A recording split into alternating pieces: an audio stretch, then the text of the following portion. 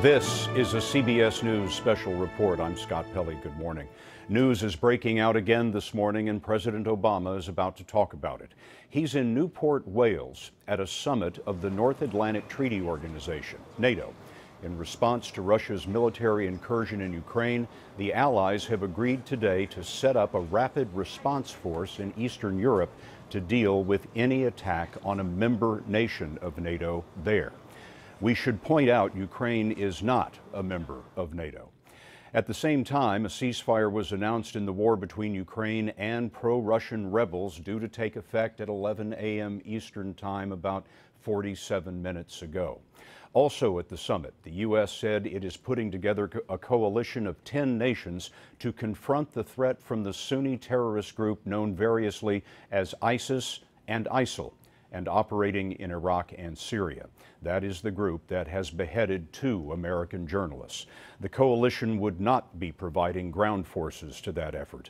Bob Schieffer is in Washington. Bob, the pressure's been building on the president to take action after those 2 gruesome executions. I think, Scott, if we're to judge by what Secretary of State Kerry said just a little while ago, the president's going to put a much harder edge on his response to ISIS. He's been under intense criticism, as you know, for first saying we had no strategy to deal with ISIS, and then saying that he hoped to degrade it to make it a, quote, manageable problem. Well, today, Secretary of State Kerry said, look, there is no containment. That is not our policy. He said to leave and allow ISIS to stay in place, and these are his words, would be to leave a cancer in place which could come back to haunt us. So my guess is, judging from that, the president is going to kind of bring some clarification to what he has been saying about what he responds, what he intends to do in response to ISIS. Secretary of State Kissinger told me earlier this week that the United States should have hit hard and maybe for several days at ISIS at every point that we could find, and then step back and decide what our strategy from there on is going to be. So I think that's probably where you're going to hear the president start today. We'll also get some details on this strike force that the NATO group is planning to put in place. That's been talked about for a long time. They finally agreed to it today. And also the ceasefire, Scott, that has just gone into effect in Ukraine. The Russians and the Ukrainians have agreed to it, and that's good news on the surface. I guess the bad news is the Russian troops are frozen in place inside Ukraine. So there's a lot of work to be done on this, but at least as we understand it, the shooting has stopped. Bob, as we watch the podium here in Newport, Wales at the NATO summit, we're waiting for the president to walk out. We're expecting him at any moment. You were mentioning, Bob, that ISIS will be on the agenda as the president makes his remarks and takes questions. Bob Orr is in our Washington newsroom. We're now seeing the president's remarks being placed on the podium, which means the president will be following shortly. But Bob, there's been a lot of concern about ISIS fighters with U.S. and European passports coming back into the West. Tell us more about that. It's not just Americans, Scott, also Western Europeans. There's about 1,000 Europeans, we think, fighting with various militant groups in Syria. Somewhere north of 100 Americans are there. Many are with the other al-Qaeda group called Nusra, and also some with ISIS. All of these folks contain, or hold papers rather, passports that would allow them to travel back to their home countries. And it's one of the most urgent matters here is to try to track who these people are and prevent them from coming back and carrying out the radical ideology in the homelands. One of the things that Secretary Kerry and his partners agreed on this morning was try and attempt to immediately cut off this flow of foreign fighters. There's already some 12,000 foreign fighters in Syria. As I mentioned, some 1,500 or so from Western nations. And Bob, here now is the President of the United States. Let me begin by thanking my great friend, Prime Minister Cameron, and his entire team for hosting this NATO summit and making it such a success.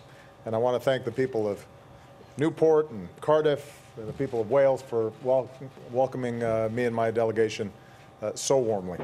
It's a great honor to be the first sitting U.S. president to visit Wales. we've met at a time of transition and a time of testing. After more than a decade, NATO's combat mission in Afghanistan is coming to an end. Russia's aggression against Ukraine threatens our vision of a Europe that is whole, free, and at peace. In the Middle East, the terrorist threat from ISIL poses a growing danger. Here at this summit, our alliance has summoned the will, the resources, and the capabilities to meet all of these challenges. First and foremost, we have reaffirmed the central mission of the alliance. Article 5 enshrines our solemn duty to each other. An armed attack against one shall be considered an attack against them all. This is a binding treaty obligation. It is non-negotiable. And here in Wales, we've left absolutely no doubt. We will defend every ally. Second, we agreed to be resolute in reassuring our allies in Eastern Europe. Increased NATO air patrols over the Baltics will continue. Rotations of additional forces throughout Eastern Europe for training and exercises will continue. Naval patrols in the Black Sea will continue. And all 28 NATO nations agreed to contribute to all of these measures for as long as necessary.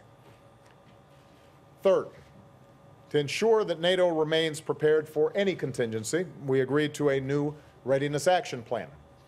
The alliance will update its defense planning. We will create a new, highly ready, rapid response force that can be deployed on a very short notice. We'll increase NATO's presence in Central and Eastern Europe with additional equipment, training, exercises, and troop rotations. And the $1 billion initiative that I announced in Warsaw will be a strong and ongoing U.S. contribution to this plan. Fourth, all 28 NATO nations have pledged to increase their investments in defense and to move toward investing 2% of their GDP in our collective security. These resources will help NATO invest in critical capabilities, including intelligence, surveillance, reconnaissance, and missile defense. And this commitment makes clear that NATO will not be complacent. Our alliance will reverse the decline in defense spending and rise to meet the challenges that we face in the 21st century. Fifth, our alliance is fully united in support of Ukraine's sovereignty, independence, and territorial integrity, and its right to defend itself. To back up this commitment, all 28 NATO allies will now provide security assistance to Ukraine. This includes non-lethal support to the Ukrainian military, like body armor, fuel, and medical care for wounded Ukrainian troops, as well as assistance to help modernize Ukrainian forces, including logistics and command and control. Here in Wales, we also sent a strong message to Russia that actions have consequences. Today, the United States and Europe are finalizing measures to deepen and broaden our sanctions across Russia's financial, energy, and defense sectors. At the same time, we strongly support President Poroshenko's efforts to pursue a peaceful resolution to the conflict in his country. The ceasefire announced today can advance that goal, but only if there is follow-through on the ground. Pro-Russian separatists must keep their commitments, and Russia must stop its violations of Ukraine's sovereignty and territorial integrity. Beyond Europe, we pay tribute to all those from our ISAF mission, including more than 2,200 Americans who have given their lives for our security in Afghanistan. NATO's combat mission ends in 3 months, and we are prepared to transition to a new mission focused on training, advising, and assisting Afghan security forces. Both presidential candidates have pledged to sign the bilateral security agreement that would be the foundation of our continued cooperation. But as we all know, the outcome of the recent election must be resolved. And so we continue to urge the two presidential candidates to make the compromises that are necessary so Afghans can move forward together and form a sovereign, united, and democratic nation. Finally, we reaffirm that the door to NATO membership remains open to nations that can meet our high standards. We agreed to expand the partnership that makes NATO the hub of global security. We're launching a new effort with our closest partners, including many that have served with us in Afghanistan, to make sure our forces continue to operate together. and will create a new initiative to help countries build their defense capabilities, starting with Georgia, Moldova, Jordan, and Libya. I also leave here confident that NATO allies and partners are prepared to join in a broad international effort to combat the threat posed by ISIL. Already allies have joined us in Iraq, where we have stopped ISIL's advances. We've equipped our Iraqi partners and helped them go on offense. NATO has agreed to play a role in providing security and humanitarian assistance to those who are on the front lines.